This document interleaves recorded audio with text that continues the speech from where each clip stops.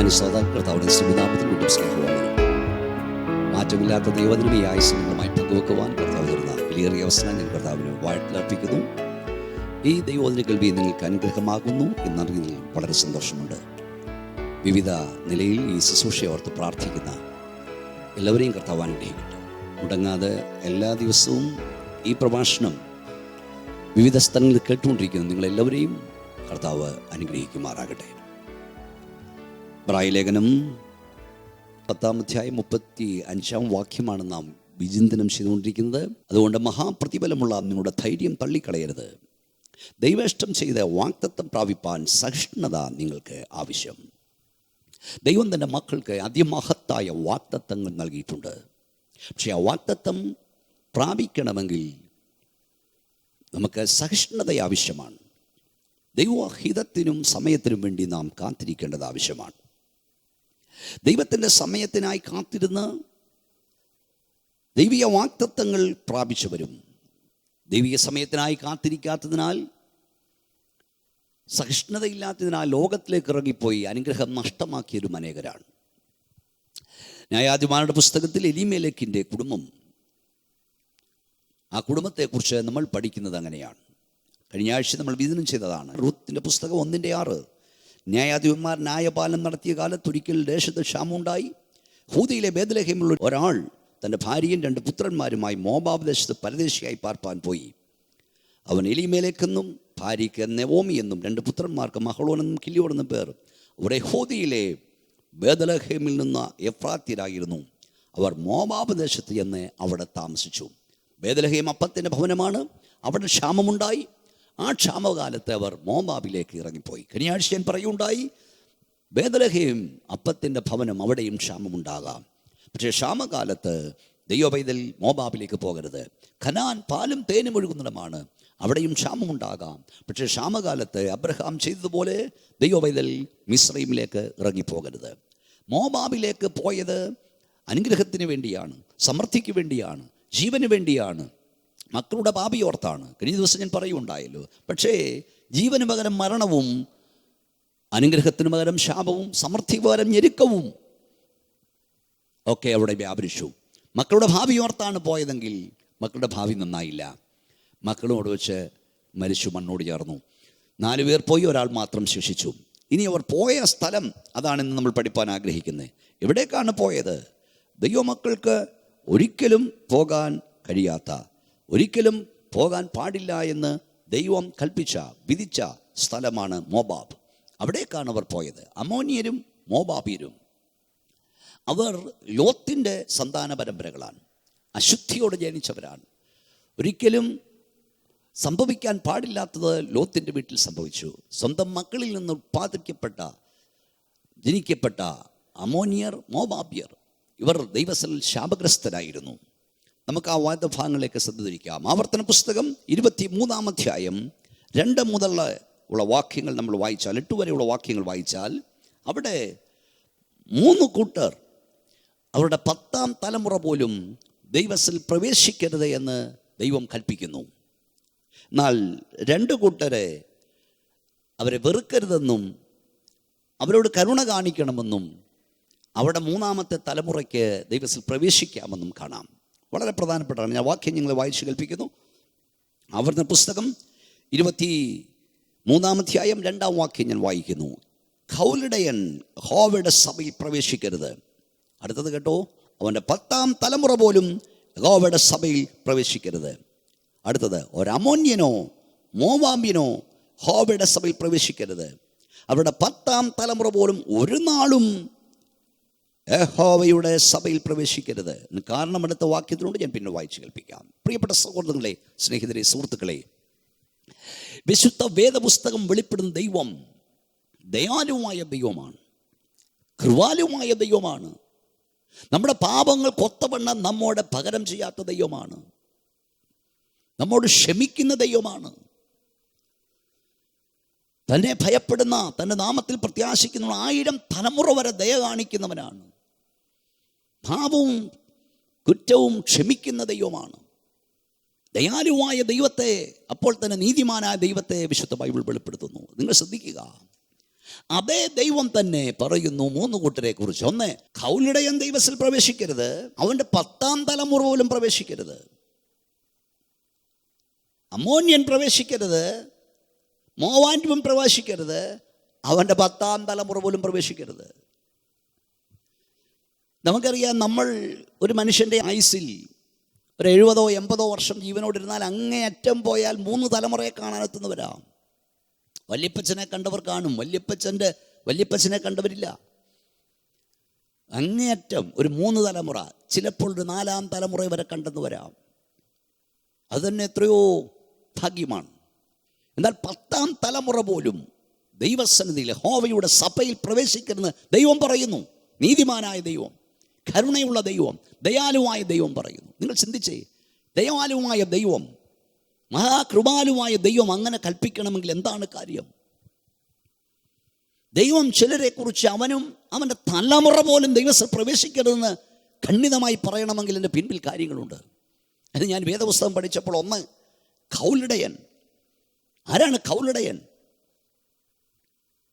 വേദപുസ്തകം പഠിച്ചാൽ ജനത്തെ വഴിതെറ്റിക്കുന്നവനാണ് കൗലിടയൻ.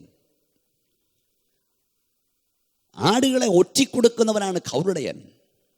വളരെ ഗൗരവമായി ദൈവവേലക്കാരെന്ന് പറയുന്നവർ, സുവിശേഷ വേലക്കാരെന്ന് പറയുന്നവർ, ദൈവിക ശുശ്രൂഷക്കാരെന്ന് പറയുന്നവർ പഠിക്കേണ്ടതാണ്. ഈ വേദഭാഗം ഞാൻ എൻ്റെ ചർച്ചിൽ പ്രസംഗിച്ചപ്പോൾ ഉത്കണ്ഠത്തോടെയാണ് ഞാൻ പ്രസംഗിച്ചത്.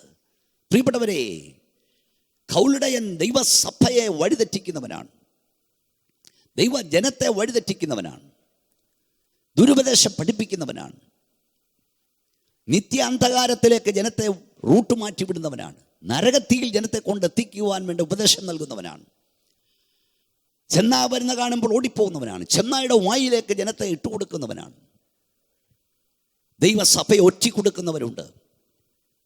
സ്തോത്രം. വേദപുസ്തകവുമായി നടന്ന ഉദരപൂരണത്തിന് വേണ്ടി എല്ലാ തന്ത്രങ്ങളും ഇറക്കുന്നവരുണ്ട്. ഒരുപക്ഷെ പുൽക്കൈ ഇട്ടുകൊണ്ടായിരിക്കും അവർ വരുന്നത്, വെള്ളവസ്ത്രം ധരിച്ചുകൊണ്ടായിരിക്കും അവർ വരുന്നത്. ബൈബിൾ അവരുടെ കാണും, വേദവാക്യങ്ങൾ എപ്പോഴും അവരുടെ നാവിലുണ്ടായിരിക്കാം, നീട്ടി വായരവണെ അവർ പ്രാർത്ഥിക്കുന്നുണ്ടായിരിക്കാം, കണ്ണുനീരൊഴുക്കുന്നുണ്ടായിരിക്കാം. പക്ഷെ അവൻ്റെ ഉള്ളിലെ ചിന്ത ദ്രവ്യാർത്ഥിയാണെങ്കിൽ, ആടുകളെ തിന്നുക എന്നുള്ളതാണെങ്കിൽ, വിശുദ്ധ വേദപുസ്തക ഉപദേശത്തിൽ നിന്ന് വഴിതെറ്റിക്കുക എന്നുള്ളതാണെങ്കിൽ, ദൈവജനത്തെ ഒറ്റിക്കൊടുക്കുക എന്നുള്ളതാണെങ്കിൽ, അവനെ വേദപുസ്തകം വിളിക്കുന്ന കൗലിടയനെന്നാണ്. ദൈവസഭയെ, ദൈവമക്കളെ, ദൈവദാസന്മാരെ ഒറ്റിക്കൊടുക്കുന്ന അനേക ആളുകൾ ഇറങ്ങിയിട്ടുണ്ട്.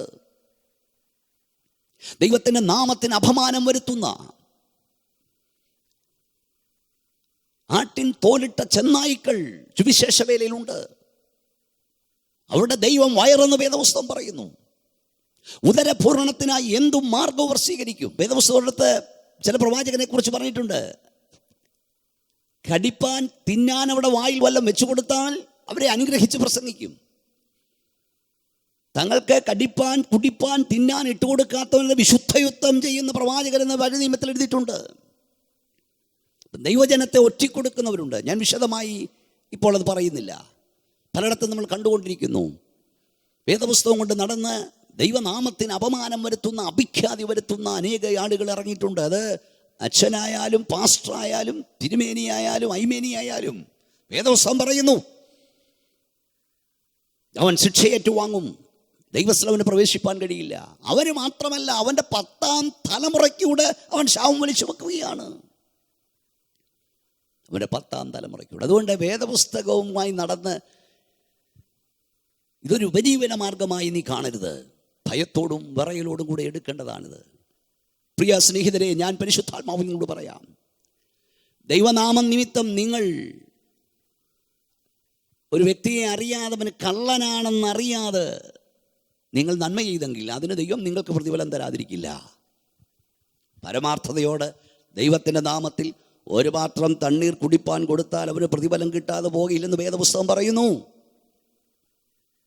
എന്നാൽ ദൈവജനത്തെ പറ്റിച്ച്, വഞ്ചിച്ച്,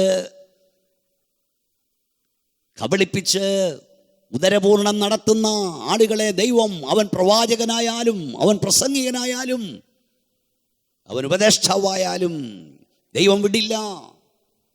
ഈ പ്രഭാഷണം കേൾക്കുന്ന അങ്ങനെയുള്ളവർ മാനസാന്തരപ്പെടണം. നിങ്ങൾ നിങ്ങളുടെ തലമുറകൾക്ക് ദോഷം വലിച്ചു വെക്കുകയാണ്. അടുത്തത് മോവാബിയൻ, അമോന്യൻ യഹോവയുടെ പ്രവേശിക്കരുത്. എന്തുകൊണ്ട് പ്രവേശിക്കരുത്? ആവർത്തന പുസ്തകം 23:4, നിങ്ങൾ മിസ്രൈമിൽ നിന്ന് വരുമ്പോൾ അവർ അപ്പവും വെള്ളവും കൊണ്ട് വഴിയിൽ നിങ്ങളെ വന്ന് എതിരായിക്കായിക കൊണ്ടും അവർ മെസൊപ്പൊത്താമ്യയിലെ പെത്തോരിൽ നിന്ന് ബെയോരിൻ്റെ മകനായ ബിലെയാമിനെ നിനക്ക് വിരോധമായി കൂലിക്ക് വിളിപ്പിച്ചത് കൊണ്ടും തന്നെ. അടുത്ത വാക്യം, എന്നാൽ ബിലെയാമിന് ചെവി കൊടുക്കാൻ നിന്റെ ദൈവമായ യഹോവയ്ക്ക് മനസ്സിലായിരുന്നു. നിന്റെ ദൈവമായ യഹോവ നിന്നെ സ്നേഹിച്ചതുകൊണ്ട് നിന്റെ ദൈവമായ യഹോവ ശാപം നിനക്ക് അനുഗ്രഹമാക്കി തീർത്തു. ആകയാൽ നിന്റെ ആയുഷ്കാലത്തൊരിക്കലും അവിടെ സമാധാനത്തിനായുള്ള ഗുണത്തിനും വേണ്ടി നീ ചിന്തിക്കരുത്. ഇസ്രായേൽ മക്കളുടെ മരുഭൂമി യാത്രയിൽ അവരോട് ആദ്യമായി യുദ്ധത്തിന് വന്നത് അമോന്യരായിരുന്നു നമുക്ക് കാണാം. പുറപ്പാട് പുസ്തകം 17-ാം അധ്യായം 8 മുതൽ വാക്കിൽ അതുണ്ട്. വിസ്താര ഭയത്താൽ ഞാനത് എടുക്കുന്നില്ല, നിങ്ങൾ വായിക്കുക. അവരുടെ നേരെ അവർ യുദ്ധത്തിന് വന്നു. പക്ഷേ ദൈവത്തിൻ്റെ ദാസനായ മോശ പർവ്വതമുകളിൽ കയറി നിന്നു. ആരോനും ഹൂരോൻ്റെ കൈകൾ താങ്ങി മോശ താഴ്വരയിൽ നിന്ന് യുദ്ധം ചെയ്തു. ആ യുദ്ധം ഇസ്രായേൽ ജനം ജയിച്ചു. അപ്പവും വെള്ളവും കൊണ്ട് എതിരേൽക്കേണ്ടവർ യുദ്ധത്തിന് വന്നു. അത് മാത്രമല്ല, മോവാബിയൻ രാജാവായ ബാലാഖ് ബിലെയാമെന്ന കിടികെട്ടിയ പ്രവാചകനെ ഇസ്രായേൽ മക്കളുടെ മരുഭൂമിയാട്ടിൽ അവരെ ശപിച്ചൊതുക്കുവാൻ, പ്രാഗി ഒതുക്കുവാൻ അവർക്ക് നേരെ കൊണ്ടുവന്നു. നമുക്കറിയാം, സംഖ്യാപുസ്തകം 23-ാം അധ്യായത്തിലൊക്കെ നമ്മൾ കാണുന്നുണ്ട്. പക്ഷേ പ്രാകാൻ വന്നവൻ്റെ വായിൽ ദൈവം അനുഗ്രഹം കുത്തി നിറച്ചു. നോക്കൂ, ഇസ്രായേൽ മക്കൾ മിസ്രൈമിൽ നിന്ന് വരുമ്പോൾ അപ്പവും വെള്ളവും കൊണ്ട് വഴിയിൽ എതിരേൽക്കേണ്ടതിന് പകരം അവരെ ശപിപ്പാൻ മെസൊപ്പൊത്താമ്യയിലെ പെത്തോരിൽ നിന്ന് ബെയോരിൻ്റെ മകനായ ബിലെയാമിനെ നിനക്ക് വിരോധമായി കൂലിക്ക് വിളിപ്പിച്ചത് കൊണ്ടും തന്നെ. അത് ദൈവത്തിന് അനിഷ്ടമായി. 1 ശമൂവേലിന്റെ പുസ്തകം 15-ാം അധ്യായം 2-ാം വാക്യം, സൈന്യങ്ങളുടെ യഹോവ ഇപ്രകാരം അരുളി ചെയ്യുന്നു, ഇസ്രായേൽ മിസ്രൈമിൽ നിന്ന് പുറപ്പെട്ടു വരുമ്പോൾ വഴിയിൽ വെച്ച് അമാലേക്കരെ ആക്രമിച്ചു. അവരോട് ചെയ്തതിനെ ഞാൻ കുറിച്ചു വച്ചിരിക്കുന്നു. ആകയാൽ നീ ചെന്ന് അമാലേക്കരെ തോൽപ്പിച്ച് അവർക്കുള്ളതൊക്കെ നിർമൂലമാക്കി കളകാം. അവരോട് കനിവ് തോന്നരുത്. അപ്പോൾ അതുപോലെ തന്നെയാണ് ബിലെയാം ചെയ്തത്. ബാലാക്ക് ബിലെയാമിനെ കൊണ്ട് ഇസ്രായേൽ മക്കളെ ശപിക്കുവാൻ, പ്രാകുവാൻ, ശപിച്ചൊതുക്കുവാൻ നോക്കിയത് ദൈവം മറന്നില്ല. ഈ പ്രഭാഷണം കേൾക്കുന്ന പ്രിയ സുഹൃത്തുക്കളെ, ജീവിക്കുന്നൊരു ദൈവപൈതലിനെ, പ്രമാണത്തിൽ നിൽക്കുന്നൊരു ദൈവപൈതലിനെ, നിരപരാധിയായ ഒരു ദൈവപൈതലിനെ നീ ദ്രോഹിക്കാൻ ശ്രമിച്ചാൽ, നീ ആക്രമിക്കാൻ ശ്രമിച്ചാൽ, അവനെ ഇല്ലായ്മ ചെയ്യുവാൻ ശ്രമിച്ചാൽ, അവൻ്റെ കള്ളക്കഥകൾ നീ മെനഞ്ഞുണ്ടാക്കിയാൽ, പല വിധത്തിൽ ദ്രോഹമുണ്ട്. കൊല്ലുന്നത് മാത്രമല്ല ദ്രോഹം. നീ അവനെ നശിപ്പിക്കുവാൻ, ഇല്ലായ്മ ചെയ്യുവാൻ തന്ത്രങ്ങൾ മെനഞ്ഞാൽ, ഒരുപക്ഷെ അവൻ മറുപടി പറഞ്ഞില്ലെങ്കിലും മറുപടി പറയുന്നൊരു ദൈവമുണ്ടെന്ന് ഓർത്തുകൊള്ളണം. പ്രാർത്ഥിക്കുന്ന ദൈവപൈതൽ, കരയുന്ന ദൈവപൈതൽ, തന്നോട് ചെയ്ത ദ്രോഹങ്ങൾ അവൻ മറന്നു വരാം. സ്തോത്രം. യോസഫിൻ്റെ സഹോദരന്മാർ യോസഫിനോട് ചെയ്ത ദ്രോഹം യോസഫ് മറന്നു, പക്ഷെ ദൈവം മറന്നില്ല. ഇതെല്ലാവരും ചിന്തിക്കണം. എന്താ സംഭവിച്ചത്? ഇസ്രായേൽ ജനത്തിൻ്റെ മരുഭൂമിയാത്രയിൽ അവരെ ശപിക്കുവാൻ, പ്രാകുവാൻ കൂലി കൊടുത്ത ഒരു പ്രവാചകനെ കൊണ്ടുവന്നു. ഈ വചനം വിവിധങ്ങൾ കേൾക്കുന്നവർ ഓർത്തുകൊള്ളണം. നിന്റെ അയൽക്കാരനെ ശപിക്കാൻ, നിന്റെ സ്വന്തം സഹോദരനെ പ്രാകാൻ നീ കൂലി കൊടുത്ത് പ്രവാചകരെ കൊണ്ടുവരരുത്. നീ കൂലി കൊടുത്ത് മന്ത്രവാദിയെയും വെളിച്ചപ്പാടനെയും കൊണ്ടുവരരുത്. അവൻ്റെ അടുക്കൽ പോകരുത്. ഇത് വളരെ ഗൗരവമായൊരു സൂതാണ്. അനേക കുടുംബങ്ങളെ നോക്കിയേ, മറ്റുള്ളവർ തകർന്നു കാണാൻ, മറ്റുള്ളവരില്ലായ്മ കാണുവാൻ, മറ്റുള്ളവരുടെ സമൃദ്ധി കാണാൻ സഹിക്കാൻ വയ്യാതെ അവർ തകരാൻ, അവർ മുടിയാൻ, അവരില്ലായ്മ ചെയ്യുവാൻ മന്ത്രവാദി, ശകനവാദി, ആഭിചാരകൻ എന്നിവിടെ അടുക്കൽ പോയിട്ടുള്ള കുടുംബങ്ങളുണ്ട്, വ്യക്തികളുണ്ട്. അതൊക്കെ വേദപുസ്തകത്തിലുമുണ്ട്. അവരിവിടെ തലമുറയ്ക്കും അത് തിരിച്ചടിച്ചു പോയി. അതുകൊണ്ട് പ്രിയ സ്നേഹിതരെ, വേദപുസ്തകം വീട്ടിലുള്ള നീ, ക്രിസ്ത്യാനി എന്ന് പറയും നീ, ഇതിനൊന്നും പോകരുത്. യഥാർത്ഥമായി ജീവിക്കുന്നൊരു ദൈവനെ ദ്രോഹിക്കുവാൻ നീ ശ്രമിക്കരുത്, തകർക്കാൻ നീ ശ്രമിക്കരുത്. നിന്റെ ദൃഷ്ടിയിൽ അവൻ വിശുദ്ധനല്ലായിരിക്കാം, ഭക്തനല്ലായിരിക്കാം, പക്ഷെ ഉത്ഭവങ്ങളെയും നിലവുകളെയും ആരായെന്നറിയുന്ന ദൈവമുണ്ട്. ഒരു ഭക്തന് നേരെ നീ ചെയ്യുന്ന അതിക്രമങ്ങൾ അവൻ മറന്നാലും ദൈവം മറക്കില്ല. കുറിച്ചു വെച്ചവൻ മറുപടി തരും. ഇവിടെ നമ്മൾ വായിച്ചതാണ്. സ്തോത്രം. ബിലെയാമിനെ കൂലിക്ക് വിളിച്ചു, പക്ഷെ ബിലെയാമിനെ ചെവി കൊടുക്കാൻ നിന്റെ ദൈവമായ യഹോവയ്ക്ക് മനസ്സില്ലായിരുന്നു. അടുത്ത പദം, നിന്റെ ദൈവമായ യഹോവ നിന്നെ സ്നേഹിച്ചത് കൊണ്ട് നിന്റെ ദൈവമായ യഹോവ ശാപം നിനക്ക് അനുഗ്രഹമാക്കി. എനിക്ക് വളരെ പ്രത്യാശയും സന്തോഷം നൽകുന്നതാണ്. ഈ പ്രഭാഷണം വിവിധ സ്ഥലങ്ങളിൽ കേൾക്കുന്ന ദൈവമക്കളെ, നിങ്ങളോടുള്ള ദൂതിതാണ്: നിങ്ങൾ ദൈവകൃപയിൽ നിൽക്കൂ, നിങ്ങൾ വിശുദ്ധിയിൽ നിൽക്കൂ, നിങ്ങൾ വചനപ്രകാരം നിൽക്കൂ. ഒരു പ്രവാചകനെ അല്ല, കെടികെട്ടിയ 1000 പ്രവാചകരെ നിനക്കെതിരെ കൊണ്ടു നിർത്തി നിന്നെ ശപിച്ചൊതുക്കാൻ നോക്കിയാലും, നിന്നെ പ്രാഗിച്ചൊതുക്കാൻ നോക്കിയാലും ആ പ്രാക്ക് നിനക്ക് പറ്റില്ല, ആ ശാപം നിനക്ക് പറ്റില്ല. ആ പ്രാക്ക്, ആ ശാപം ദൈവം അനുഗ്രഹമാക്കി മാറ്റും. ചില ആളുകൾ പറയാറുണ്ട്, ഒരു പക്ഷേ 1 അല്ല 100, 100 അല്ല 1000, 1000 അല്ല 10,000 കണക്കിന് കള്ളപ്രവാചകരെ, ആഭിചാരകന്മാരെ, ക്ഷുദ്രക്കാരെ, കൂടുവസ്ത്രം ചെയ്യുന്നവരെയൊക്കെ നിനക്കെതിരെ കൊണ്ട് നിർത്തി നിന്റെ കുടുംബം മുടിയുവാൻ, നിന്റെ കുഞ്ഞുങ്ങൾ മുടിയുവാൻ എന്തെല്ലാം ക്രിയകൾ നിനക്കെതിരെ ചെയ്താലും നീ ദൈവകൃപയിൽ നിന്നാൽ, ദൈവം നിന്നെ സ്നേഹിക്കുന്നത് കൊണ്ട് വേദപുസ്തകം പറയുന്നു, ആ ശാപം, ആ പ്രാക്ക് ദൈവം അനുഗ്രഹമാക്കി മാറ്റും. വിശ്വസിക്കുക. ഒരുപക്ഷേ വിവിധ സ്ഥലങ്ങളിൽ ഇതൊക്കെ നിമിത്തം ഭയപ്പെട്ട് ഭയബഹുലരായി ക്ലേശം സഹിക്കുന്ന പ്രിയപ്പെട്ടവർ ഞങ്ങളെ കേൾക്കുന്നുണ്ടായിരിക്കാം. Praise the lord. വേദപുസ്തകത്തിലുണ്ട് ഇതൊക്കെ. ബുദ്ധിയില്ലാത്ത ഗലാത്യരെ നിങ്ങൾ ശുദ്രം ചെയ്ത് മയക്കിയത് ആരെന്ന് വേദപുസ്തകം ചോദിക്കുന്നു, പൗലോസ് ചോദിക്കുന്നു ഗലാത്യ ലേഖനത്തിൽ. അപ്പോൾ ശുദ്രമുണ്ട്, മയക്കമുണ്ട്. വേദപുസ്തകത്തിൽ നമ്മൾ വായിച്ചാൽ കനാനിലേക്ക് പോകുന്ന ഇസ്രായേൽ ജനത്തോട് പറഞ്ഞത്, നീ നിന്റെ രാജ്യത്തെത്തുമ്പോൾ മന്ത്രവാദി, ആഭിചാരകൻ, ശകുനം നോക്കുന്നവൻ, അഞ്ജനക്കാരൻ ഇവനെ നിന്റെ ദേശത്തുനിന്ന് മാറ്റിക്കളയണമെന്നാണ്. ശൗല് രാജസ്ഥാനത്തേക്ക് വന്നപ്പോൾ വെളിച്ചപ്പാടന്മാരെ, അഞ്ജനവാദികളെയും മന്ത്രവാദികളെയും ശകുനവാദികളെയും നീക്കിക്കളഞ്ഞു. എന്നാൽ അതേ ശൗലെ കൃപയിൽ നിന്ന് വീണ് കഴിഞ്ഞപ്പോൾ ഒരു വെളിച്ചപ്പാടികാരിയുടെ അടുത്തിൽ പോകുന്ന കാണാം. അപ്പോൾ ദൈവമേ വെറുക്കുന്നു. അവർ സാത്താനി ഏജന്റുമാരാണ്. ഒരു ദൈവപൈതൽ അവരുടെ അടുക്കൽ പോകാൻ പാടില്ല. അങ്ങനെ ആരെങ്കിലും ഒരു ദൈവപൈതലിന് വിരോധമായി അങ്ങനെയുള്ള ആളുകളെ കൂട്ടിക്കൊണ്ടുവന്ന്, അല്ലെ കൂട്ടിക്കൊണ്ടുവരാതെയോ നിന്റെ കുടുംബം മുടിക്കുവാൻ, നിന്റെ തലമുറയെ തകർക്കാൻ നോക്കിയാൽ, യേശുവിൻ്റെ നാമത്തിൽ ഞാൻ പറയുന്നു, കൃപയിൽ നിന്നാൽ, വിശുദ്ധിയിൽ നിന്നാൽ, പ്രമാണത്തിൽ നിന്നാൽ ആ ശാപം ദൈവം നിനക്ക് അനുഗ്രഹമാക്കി മാറ്റും. അതുകൊണ്ട് ആരെങ്കിലും എവിടെങ്കിലും നിന്നെ പ്രാഗിയെന്ന് വിചാരിച്ച്, ശപിച്ചെന്ന് വിചാരിച്ച് ഭാരപ്പെടരുത്. കാരണം നിന്റെ കൂടെയുള്ളവൻ അവരോടുകൂടെ ഉള്ളവനേക്കാൾ വലിയവനാണ്. നമ്മിലുള്ളവൻ ലോകത്തുള്ളവനേക്കാൾ വലിയവനാണ്. നീ കർത്താവിൻ്റെ രക്തത്താൽ വിലയ്ക്ക് വാങ്ങപ്പെട്ട ദൈവപൈതലാണെങ്കിൽ നിന്നെ അവൻ ദുഷ്ടമൃഗത്തിന് ഏൽപ്പിച്ചു കൊടുക്കുകയില്ല. അപ്പോൾ ദൈവം അവരുടെ 10ാം തലമുറ പോലും ശപിക്കാൻ വന്നവൻ്റെ, അതാണ് ഞാൻ പറഞ്ഞത്, 10ാം തലമുറ പോലും ദൈവത്തിൽ പ്രവേശിക്കരുതെന്ന് ദൈവം കൽപ്പിച്ചു. പ്രിയപ്പെട്ടവരെ, അടുത്ത ചില എപ്പിസോഡിൽ നാം പഠിക്കാൻ പോവുകയാണത്. നിങ്ങൾ നിങ്ങളുടെ തലമുറകളിൽ ശാപം വലിച്ചു വെക്കരുത്. നിങ്ങളുടെ സന്തതികൾക്ക് ശാപം വലിച്ചു വെക്കരുത്. സ്തോത്രം. മറ്റുള്ളവൻ്റെ അനുഗ്രഹവും സമൃദ്ധിയും നന്മയും കാണാൻ മനസ്സില്ലാതെ കുശുമ്പ് നിമിത്തം, അസൂയ നിമിത്തം അവനും അവൻ്റെ തലമുറയും തകർന്നു കാണാൻ ആഗ്രഹിച്ച് നീ അന്യാരാധകൻ്റെ, അന്യ ദൈവങ്ങളുടെ അരികിൽ, പൈശാചിക സേവകളുടെ അരികിൽ പോയി അവന് വിരോധമായി ചിലതൊക്കെ ചെയ്താൽ നിന്റെ തലമുറകൾക്കത് ദോഷമായി ഭവിക്കും. അങ്ങനെയുള്ളവർ എന്നെ ആരെങ്കിലും കേൾക്കുന്നുണ്ടെങ്കിൽ നിലവിളിക്കുക, കരയുക, യഥാസ്ഥാനപ്പെടുക. യേശുവിൻ്റെ രക്തം നിങ്ങളുടെ സകല പാവം പോക്കി നിങ്ങളെ ശുദ്ധീകരിക്കുന്ന രക്തമാണ്. അനേക കുടുംബങ്ങൾ ഉന്നത പ്രഭാവമാൻ വലിയ ആഠ്യത്തോട് ജീവിച്ചവരൊക്കെ തകർന്നു പോകാനുള്ളൊരു കാരണം അതാണ്. സ്തോത്രം. ഞാൻ ഈ വേദഭാഗം വായിച്ചപ്പോൾ എന്നെ സന്തോഷിപ്പിച്ചത്, ഖൗലിടയൻ്റെ 10ാം തലമുറ പോലും ഹോവഡസിൽ പ്രവേശിക്കരുത്, അമോന്യൻ്റെ 10ാം തലമുറ പ്രവേശിക്കരുത്, മോവാവിൻ്റെ 10ാം തലമുറ പ്രവേശിക്കരുത്. പുതിയ നിയമത്തിൽ വരുമ്പോൾ നമ്മുടെ ദൈവം എത്ര കരുണയുള്ളവനാണ്, എത്ര ദയാലുവാണ്. ദൈവത്തിൻ്റെ ദാസന്മാരെ വെട്ടിനുറുക്കിയിട്ടും ദൈവം അവരോട് ക്ഷമിച്ചുകൊണ്ടിരിക്കുകയല്ലേ. മടങ്ങി വന്ന ഒരു മാനസാന്തരം, ദൈവസഭയിൽ പ്രവേശനം.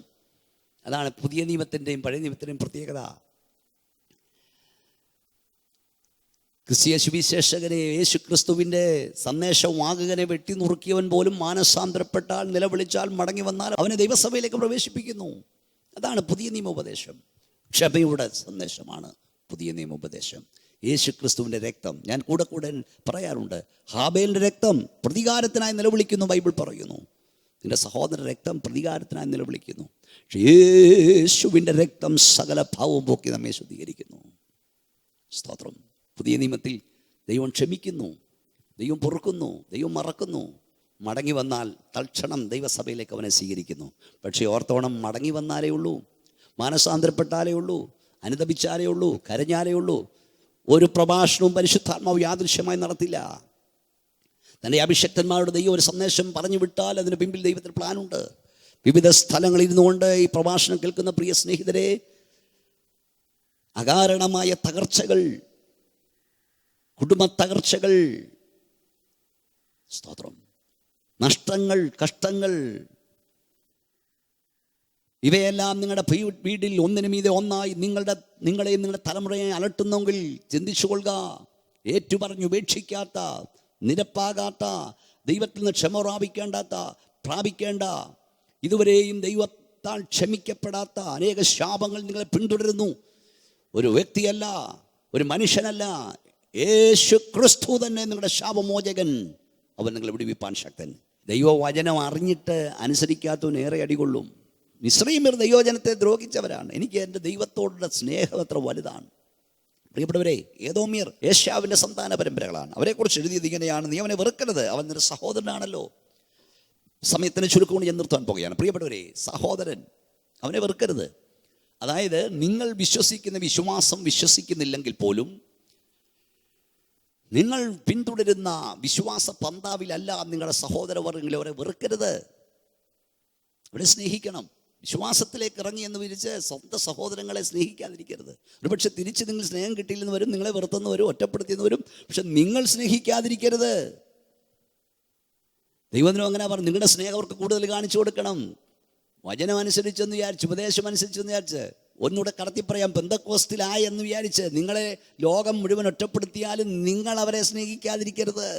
നിങ്ങളുടെ സ്നേഹം അവർക്ക് ഉറപ്പിച്ചു കൊടുക്കണം. അവിടെ വിവാഹത്തിന് പോകണം, അവിടെ മക്കളുടെ വിവാഹത്തിന് പോകണം, എല്ലാം സഹകരിക്കണം. അതാണ് വേദപുസ്തകം പഠിപ്പിക്കുന്നത്. ചില ആളുകൾ വിശ്വാസത്തിലേക്ക് വന്നു കഴിഞ്ഞാൽ പിന്നെ എല്ലാവരെയും അങ്ങ് വെറുക്കുകയാണ്, ഒറ്റപ്പെടുത്തുകയാണ്. ഇങ്ങോട്ട് ഒറ്റപ്പെടുത്തലുണ്ടാകാം, പക്ഷെ അങ്ങോട്ട് തിരിച്ചങ്ങനെ ചെയ്യരുത്. സഹകരിക്കുക, സ്നേഹിക്കുക. വേദപുസ്തകം അതാണ് പറഞ്ഞത്, കഴിയുമെങ്കിൽ ആവോളം എല്ലാവരോടും സമാധാനമായിരിക്കുക. ഇവിടെ അടുത്ത പദം, മിസ്രയീമിനെ വെറുക്കരുത്, കാരണം നിങ്ങൾ അവൻ്റെ ദേശത്ത് പരദേശികളായിരുന്നല്ലോ. കർത്താവ് എത്ര കരുണയുള്ളവനാ. ഫറവോൻ ക്രൂരകൃത്യം ചെയ്തെങ്കിലും ഇസ്രായേൽ തങ്ങളുടെ കഷ്ടതയിൽ മിസ്രയീമിൽ അയൽവാസികൾ അവരെ പലരും സഹായിച്ചിട്ടുണ്ട്. ഫറവോൻ്റെ ഭൃത്യന്മാരും പട്ടാളക്കാരും ഇസ്രായേൽ ജനത്തെ പീഡിപ്പിച്ചെങ്കിലും മിസ്രയീമിലെ ചില ആളുകൾ ഇസ്രായേൽ മക്കളോട് കരുണ കാണിച്ചിട്ടുണ്ട്. ആ കരുണ കാണിച്ചവരെ മറന്നു കളയരുതെന്ന് ദൈവം ഇസ്രായേൽ മക്കളോട് പറഞ്ഞു. ഇതൊരു ശക്തമായ സന്ദേശമാണ്. ഈ പ്രഭാഷണം കേൾക്കുന്ന പ്രിയ സ്നേഹിതരെ, പല സ്ഥലങ്ങളിലും പല ആളുകളുണ്ട്. കഷ്ടതയുടെ വേളയിൽ, പട്ടിണിയുടെ വേളയിൽ, ഇല്ലായ്മയുടെ നാളുകളിൽ അനേകരെ ആശ്രയിക്കും.